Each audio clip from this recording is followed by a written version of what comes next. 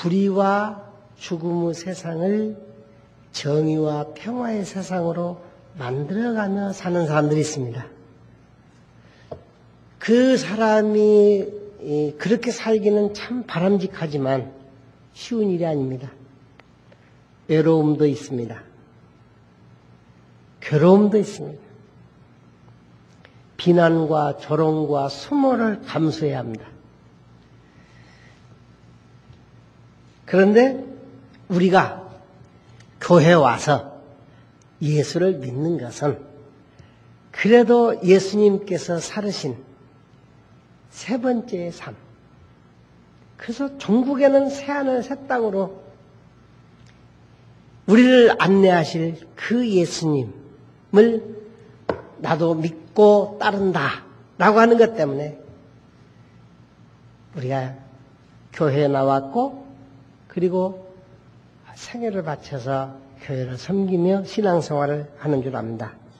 여러분들은 바로 이 세 번째 사람으로서 다 성공적인 삶을 잘 살으시기를 그리스도 이름으로 축원합니다.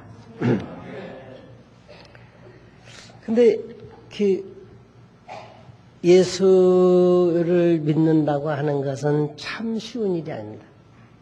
또 예수님께 성경에 나오는 예수님을 따라다니는 사람들, 예수님과 만나서 사건을 일으킨 사람들을 가만히 보면은 다 예수님을 감동시키는 사람입니다.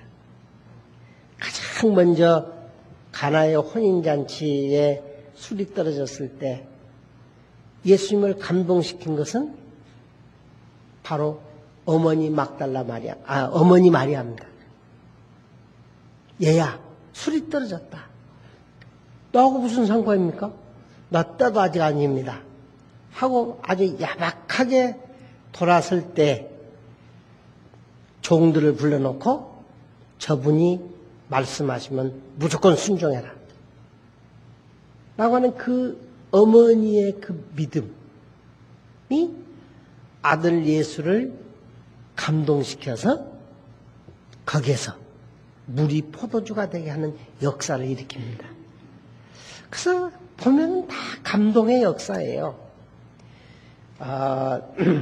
삭개오도 키가 작아도 에이 키도 작은데 보이지도 않는데 큰 놈들 네 놈들아 잘 봐라 하고 돌아서지 않고 그래도 봐야겠다 저분을 만나야겠다 라고 하는 그 갈급한 심정에 뽕나무 위로 올라가서 예수님을 바라보려고 하는 그 정성이 예수님을 감동시켜서 그 집에 들어가서 멋진 고백을 듣지 않습니까?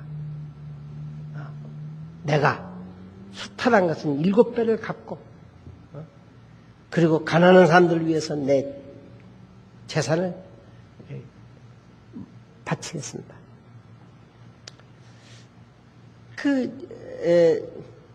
혈루병 들린 여인도 때로 몰려드는 사람들 틈 사이로 자기 손을 들어 집어넣어서 예수님 옷에 그 손을 터치시킬 때 예수님을 감동시킵니다.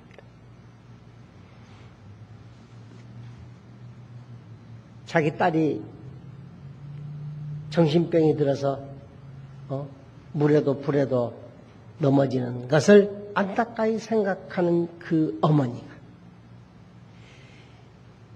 나는 이스라엘 자녀들만을 위해서 왔다. 나는 개들을 위해서 일하지 않는다라고 하는 그런 그 야박하기 짝이 없는 예수님의 그 냉대에도 불구하고 그렇습니다. 그러나 그 개도 주인의 상에서 떨어지는 부스러기를 먹고 살지 않습니까? 라고 하는 이 여인의 멋진 그 감동에 예수님이 뭐라고 합니까? 여인아, 내 믿음이 너를 구원했다. 돌아가라. 라는 선언들을 받습니다.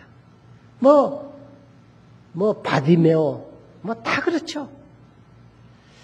이렇게 예수님을 감동시키는 삶이 있어야 우리의 신앙도 박진력이 있고 좀 재미가 있습니다. 그래서 제가 오늘 예수님을 감동시키는 믿음을 갖자라고 제목을 했습니다. 여러분 모두가 이 이민 생활, 그 디아스포라 생활에 참 상당히 힘들고 어려우시겠지만 이곳에서 예수님을 감동시키시는 성도들 되시기를 그리스도 이름으로 기원합니다. 오늘 그 읽은 말씀은 여러분이 잘 아는 얘기입니다. 그런데 이 여인, 그가 베다니 시몬의 동생 마리아였든지 아니면 죄 많은 다른 어떤 그 여인이었든지 간에 또 너무 이 사건에 감동한 나머지 이것은 막달라 마리아다라고 또 해버린 경우도 있습니다만 그가 누구였든지 간에 이 여인은 예수를 정말로 감동시켰습니다. 이 얘기를 통해서 나를 반성하는 시간을 좀 가져보자라고 하는 겁니다. 이 여인은 누가복음에 보면은 정말 말할 수도 없는 죄가 많은 여인이었습니다. 그래서 눈물을 흘리며 뒤로 와서 예수님의 발에다가 눈물을 뿌리고 그리고 자기 머리칼로 눈물을 닦고 그리고서는 자기가 그렇게 수모를 당하면서도 모으고 모아서 그 간직해온 이 순나드 옥합 이걸 깨뜨려서 예수님 머리에 붓습니다. 향기가 진동할 때 향기 참 좋다 하고 기뻐해야 할 때 여기에 눈살을 찌푸리고 얼굴에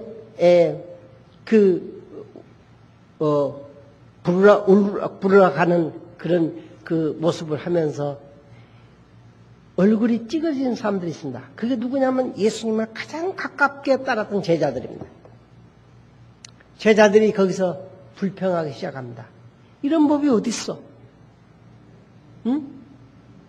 아니 그 귀한 걸, 그 순수한 그 향수를 그것을 팔면은 300나드는 넉넉히 받을 텐데 300데나리온. 그러면 가난한 사람들을 얼마든지 도울 수 있고 사회복지 사업을 할 수도 있을 텐데 그래서 복지사업을 예수님도 복지사업을 했다라고 이름을 낼 수 있을 텐데 아니 이렇게 허비하는 법이 어디 있어? 하고 비난하기 시작했습니다. 대표로 가룟 유다가 좀 또 총대를 메고 악인으로 그려져 있는데 300데나리온이면 한 사람 인건비가 한 데나리온이니까 300일 일할 수 있는 1년 가까이 일하는 인건비. 이건 엄청난 돈. 하루에 10만 원씩을 계산하면 얼마입니까? 이런 그 당시로서는 상상할 수도 없는 돈을 이렇게 낭비를 하다니 이것은 제자들 눈에 낭비로 봤습니다. 낭비, 허비입니다.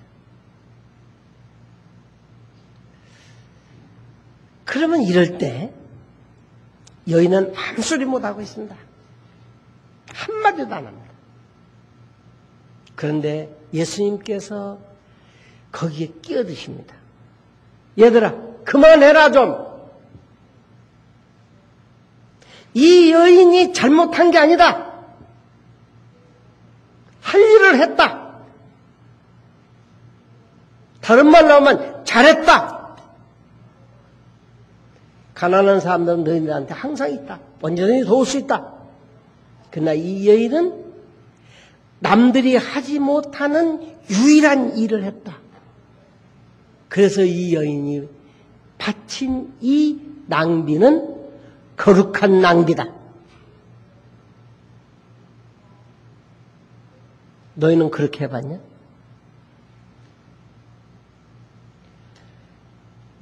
이런 기분입니다. 그러면서 하나 더 높게 예수님이 제자들이 보기에는 망발을 합니다. 이 여인, 내 복음이 증거되는 곳에 이 여인의 일도 증거되게 하라. 누가복음에는 아주 거기다 하나 더 붙입니다. 여인아, 내 죄가 사함을 받았다. 내 믿음이 너를 구했다. 라고 돌려보는 모습입니다. 그때요, 우리 같으면 어떻겠어요? 이철 목사님이 그러시면 어떻겠어요? 야, 우리 목사님 변했네.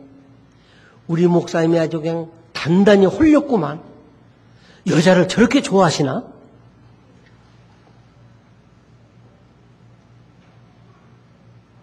아마 당회가 다 사표낼 겁니다. 에? 우리 이런 목사님 못 모시겠다고. 그러십니까? 아니, 우리야말로 가족을 버렸습니다. 직장을 버렸습니다. 고향도 버렸습니다. 그리고 오직 예수님의 이 혁명에 동참해서 예수님의 이 예루살렘 행진에 3년을 지금 동행하고 있습니다. 모든 걸 다 버리고 예수님과 함께 노숙을 하며, 그리고 예수님을 핍박하고 그리고 잡으려고 하는 사람들을 막아가면서 보호하면서 그러면서 여기까지 왔는데, 아니 우리를 이렇게 무시하다니 이렇게 할 수 있습니까? 라고 하는 표현이 지금 그 속에 묻어 있어요. 예수님이 왜 그랬을까? 저도 이렇게 못 삽니다. 저도 이렇게 목회 못했습니다. 하나는 교회에서 열심히 일하는 사람들이 되게 여성입니다. 굳은 일을 다 합니다. 그리고 힘든 일을 다 합니다. 그런데 여성들이 남성들에 비해서 대접을 못 받는 것도 사실입니다. 여성주의 시각에서 보면은 여기서 예수님은 페미니스트입니다. 여성 편에 들었습니다.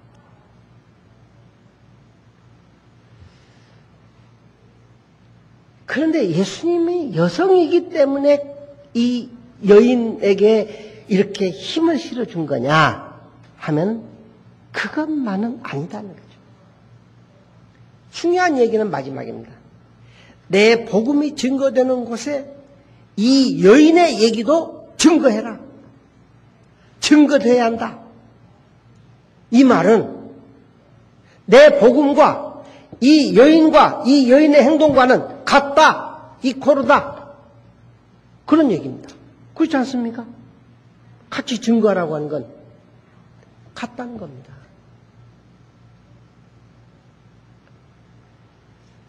그게 뭔가 하는 겁니다.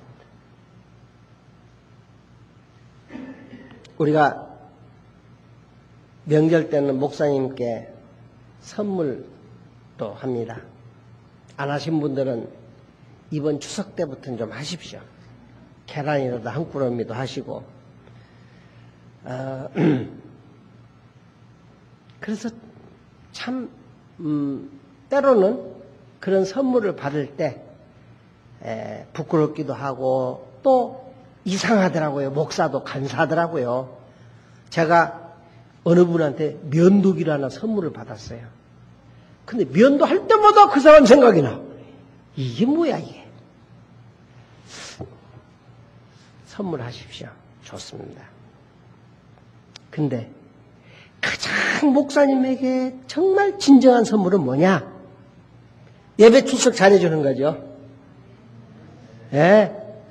그리고 믿음으로 잘 사는 거죠. 뭐 엎었다 뒤집었다 뭐 잘 나갈 때는 나 목사님 나 잘 나갑니다 하다가 그냥 뭐 라스베가 몇 번 갔다 오더니 나 그냥 뱅크럽 됐습니다. 막 하고, 눈물 짜고, 기도해달라고 하고, 그러면 이게 참 곤란한 겁니다. 예. 그렇기 때문에 믿음으로 승리하는 모습을 보여드리는 것이 가장 중요한 선물입니다.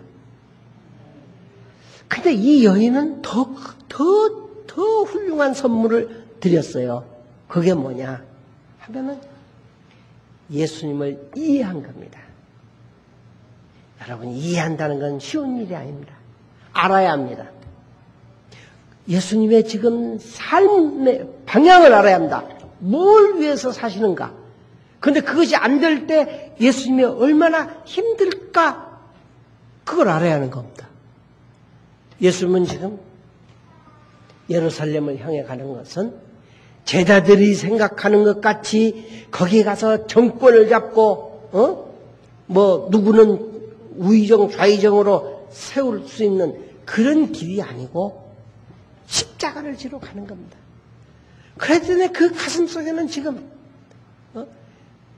표현 안 해도 내가 지금 십자가를 져야 하느냐 말아야 하느냐를 가지고 늘 고민을 하고 있습니다. 그러니까 겟세마네 동산에서 아버지요, 이 잔이 내게서 지나가기를 바랍니다. 나도 인간입니다. 나도 남자입니다. 나도 결혼하고 싶습니다. 나도 자녀들 낳고 싶습니다. 나도 좀 떵떵거리며 살고 싶습니다. 그렇게 살면 안 됩니까? 그렇게 해주십시오. 한 인간적 욕망이 있습니다. 그런데 그러나 내 뜻대로 마시옵고 아버지의 원대로 하옵소서.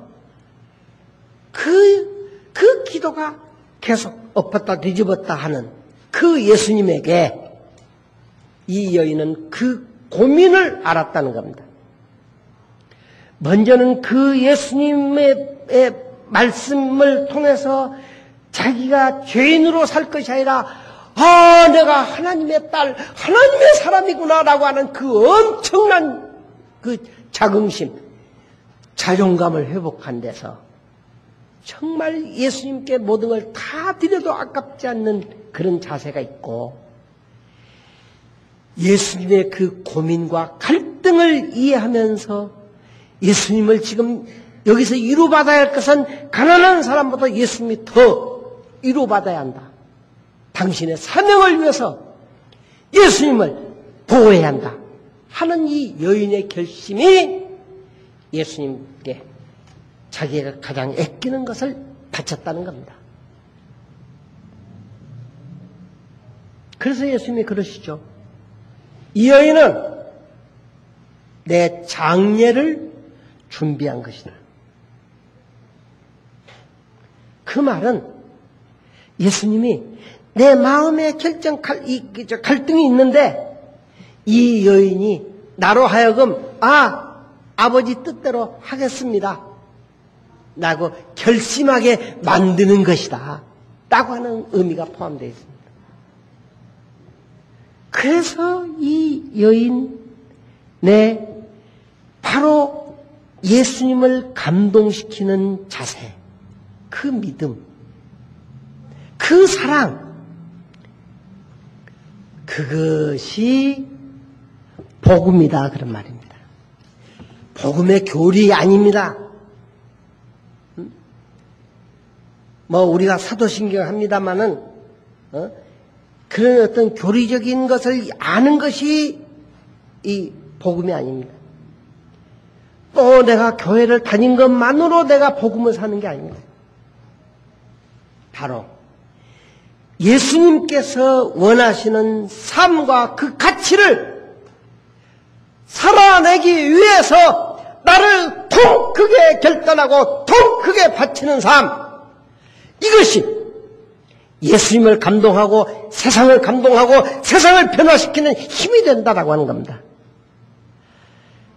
이것이 이 여인의 예수님을 감동시키는 믿음이었습니다.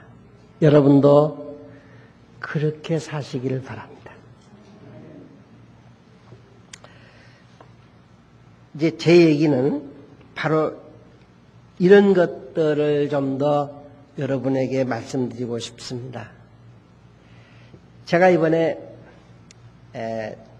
구라파로 가서 터키에서 그 아브라함의 고향을 가보고 아브라함이 이사했던 하란을 가서 답사를 하고 그리고 안디옥을 가보고 그리고 에베소를 가보고 하면서 쭉 좀 여행을 했습니다. 그래서 거기서 그리스로 가서 그리스의 그 여러 가지 무너진 성터를 바라보고 그리고 이제 로마로 갔습니다. 그 한 가지 특징은 뭐냐면 그 로마의 거대한 콜로세움 그 얼마나 거창합니까? 이게 밑에서 위에까지 몇십 미터입니다. 그리고 이게 4층 구조로 돼가지고 거기에 계급별로 와서 10만 명이 들어갈 수 있는 데랍니다. 그리고 그 밑에는 사자와 노예들 아니면 예수 믿는 사람들을 잡아다가 거기서 서로 싸우게 하는. 그래서 거기에 모여서 모두 그 악을 쓰면서 고함을 지른 걸로 인생을 즐기는 그 로마인들이 만든 거대한 건물입니다.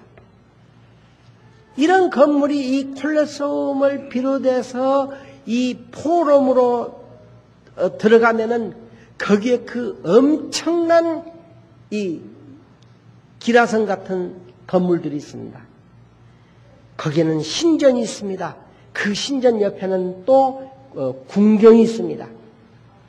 그래서 그 왕의 권위를 나타낼 뿐만 아니라 그것을 과시했습니다. 그런데 지금 우리가 가서 볼 수 있는 건 다 무너진 돌밭, 돌무더기만 사진을 찍을 수 있습니다. 그런데 제가 거기에 가서 남다른 일을 좀 했습니다. 그건 뭐냐면은 바울의 감옥이, 저도 감옥 생활을 했으니까 바울의 감옥이 어딜까 하고 이 사람 저 사람한테 물었습니다. 세상에 안내도 몰라요. 그래서 그 바울의 감옥을 여긴가 저긴가 뭐 이렇게 지도에도 안 나오고 이틀을 찾았습니다. 그래서 겨우 가서 이 바울의 감옥을 찾았는데 세상에 바울의 감옥 같지 않고 어떤 큰 건물 안에 들어가니까 거기서 지하로 들어가는 길이 있더라고요. 지하로 들어가니까 거기에 조그마한, 그것도 지하 2층으로 들어갑니다. 조그마한, 이 돌을 파서 만든 감옥인데, 이렇게 좁았을까? 기가 막히더라고요. 제가 그때 너무 심신이 지쳐 있었습니다. 너무 지쳐가지고 그냥 걸음도 걸을 수가 없고, 그럴 때 그냥 거기 가서 주저앉았습니다. 그런데 바울이 누웠던 이 침대 같은 그 바위, 그리고 그 옆에 물 웅덩이가 있습니다. 그 지금도 물이 똠방 떨어지는 소리가 납니다. 바울이 거기에서 사람들을 모아서 전도를 하고 그리고 거기서 예수를 믿도록 하고 그리고 이 사람들은 세례를 줘야하는데 어떡하나 하고 보니까 거기서 물이 흘러들어요. 그래서 그 물을 발라서 세례를 줬다 하는 그런 그 얘기가 있습니다.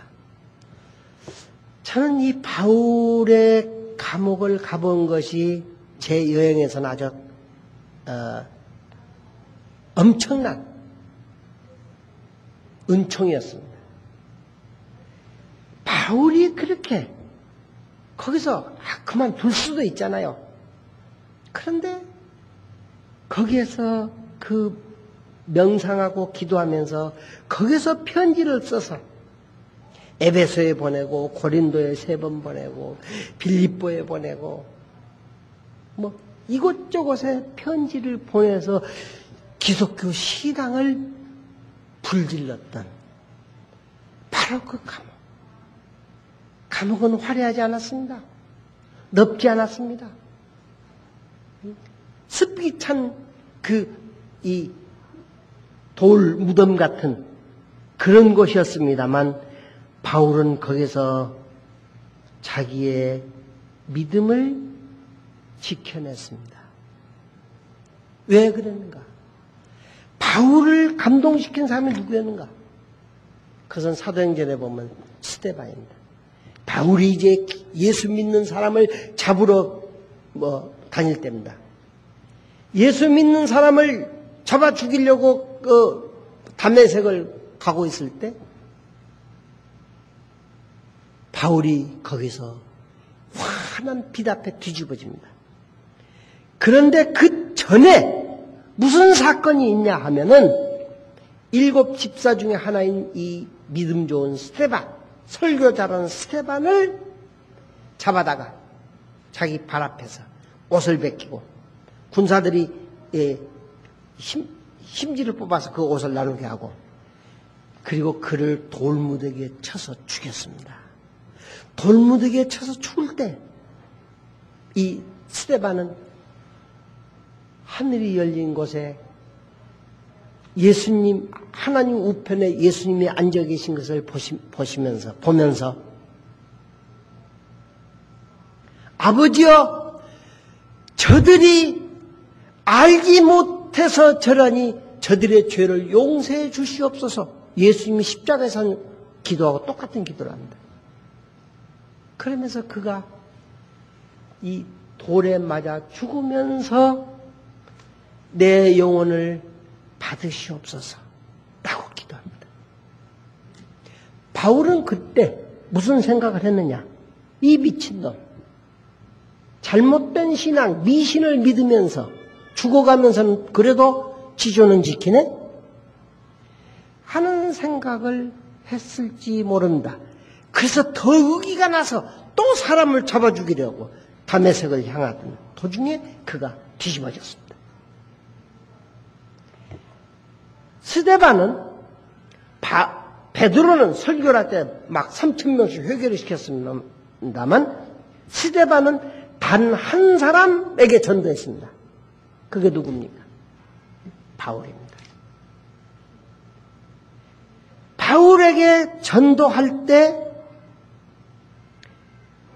죽으면서 피를 흘리는 것으로 바울을 감동시켰습니다.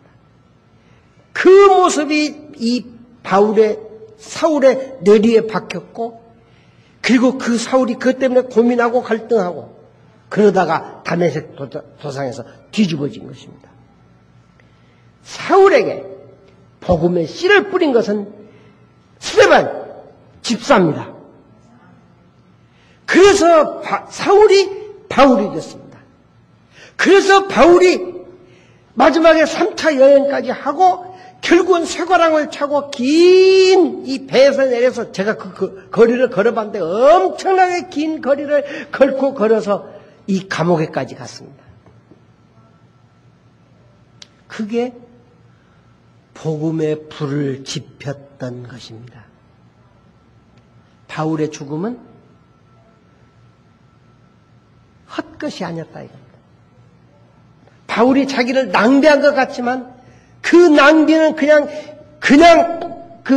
이 썩는 낭비가 아니라 새 역사를 살리는, 하늘과 새 땅을 끌어오는 그런 귀중한 거룩한 생애의 낭비였다는 겁니다. 아까 그 여인이 거룩한 낭비를 했듯이.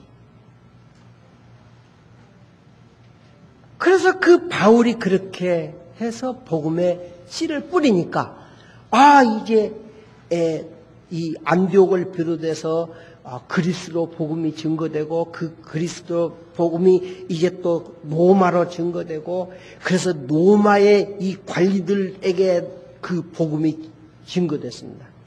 로마 귀족들이 이 부인들부터 예수를 믿기 시작했습니다. 그래서 막 잡아 죽였습니다. 이 콜로세움에다가 밑바닥에다가 이 집어넣어 놓고 그리고는 사자하고 싸우기도 하고 자기들끼리 싸워서 죽게 하고. 그럴 때 기독교인들이 피신한 곳이 어디냐 하면은 카타콤베입니다. 카타콤베란 무덤입니다. 무덤에 그 로마인들이 이 사람이 죽으면 갖다 묻는 이 길고 긴 무덤입니다. 거기를 들어가면은 우선 사람을 잡을 수가 없습니다. 미로여서 길이 이리 뚫리고 저리 뚫리고 잘못 들어가면 나오지를 못합니다. 그렇기 때문에 거기서 아는 사람만 길에 표시를 해놓고 거기에 다니기 시작하고 일단은 기독교인들이 거기 들어가서 숨어 살았습니다. 그래서 이 사람 저 사람 거기서 피신에 들어가서 살기 시작했습니다. 제가 이 카타콤베 지금 화면에 나오는 저기가 그 카타콤베는 무덤입니다. 이 카타콤베에 큰 무덤과 작은 무덤들이 있습니다. 이 작은 무덤에는 어린아이들을 거기다가 이렇게 차례차례 묻었습니다. 사방 어린아이의 무덤 자리가 있습니다. 무덤이 간 데마다 모든 통로마다 무덤이 뚫려 있습니다. 무덤이 자리가 있습니다. 그런데 거기에서 이 기독교인들이 몇 년을 살았느냐? 300년을 살았습니다. 300년이면 거기서 태어나서 거기서 자라다가 거기서 죽고 한 사람들입니다. 대를 물리며 죽고 또 들어오고 죽고 또 들어오고 그런데 자꾸 새가 불어납니다. 어떻게 살았느냐? 그 무덤의 흙이 묘합니다. 가만히 무너지지 않습니다. 그런데 이걸 파면은 파지는 흙입니다. 그래서 그 흙을 파서 이 사람들은 벽돌을 만들었습니다. 벽돌을 만들어서 내놓으면은 밖에 있는 크리스찬들이 그걸 갖다가 팔았습니다. 그때 이제 로마가 한참 건설 붐이 불어가지고 그 집들을 막 짓는 그런 때입니다. 그러니까 그걸 팔아서 거기에 식량도 넣어주고 그러면서 거기에서 살게 하고 밖에서 또 기독교인들이 이 활동을 하고 그리고 잡히면 죽고 그렇게 해서 300년 동안에 그 안에서 죽어간 사람이 8,000명이 죽어갑니다.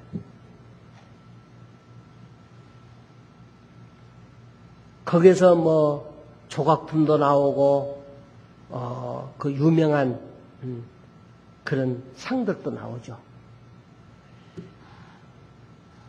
여러분, 말이 쉽지.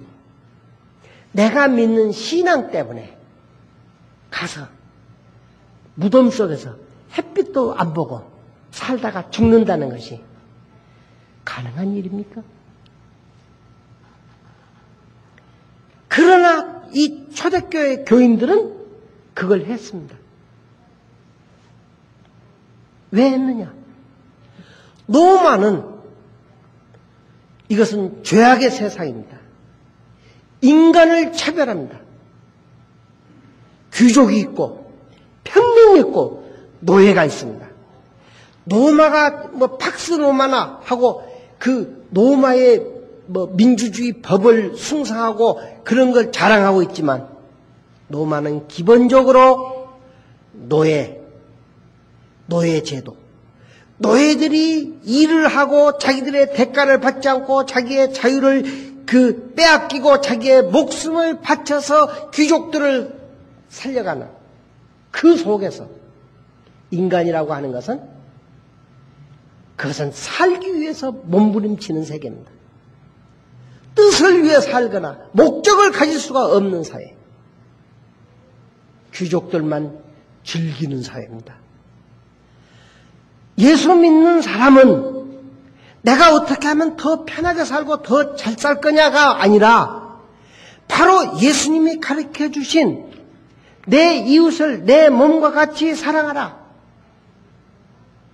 내가 대접을 받고자 하는 대로 남을 대접하라 하는 이 말씀같이 사람 위에 사람이 있을 수 없고 사람 밑에 사람이 있을 수 없다. 사람은 다 똑같이 하나님의 자녀다.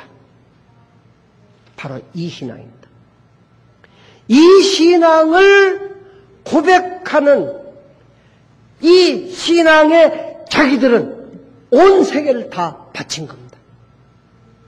그래서 그들은 그런 세상이 오기를 기도하면서 죽어갔습니다. 8,000명이나. 그때 무슨 생각이 들겠습니까? 에이, 내가 이래봐서 무슨 소용이 있겠어?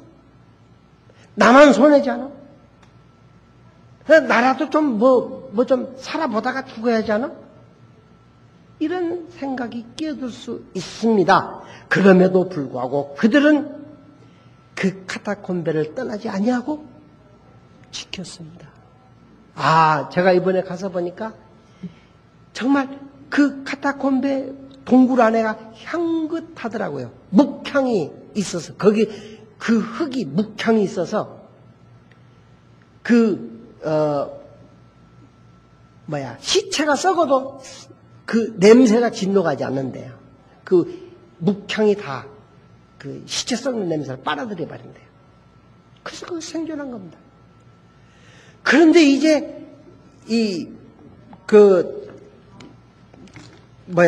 콘스탄틴 대제가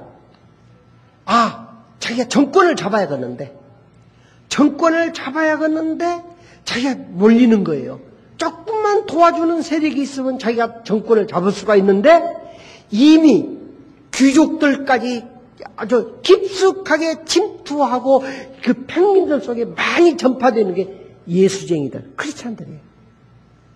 이 사람들이 나를 도와주면은 내가 황제가 될 수 있구나.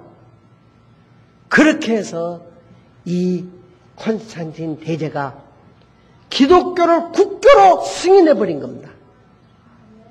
무덤 속에 있던 사람들이 거기에서 뛰쳐나와서 해방을 받았습니다.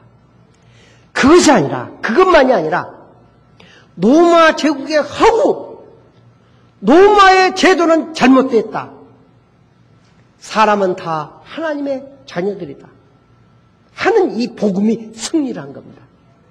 그렇기 때문에 사람은 우리가 정성을 다해서 대접하고 나누고 섬겨야 한다 라고 하는 이 삶이 승리를 한 겁니다.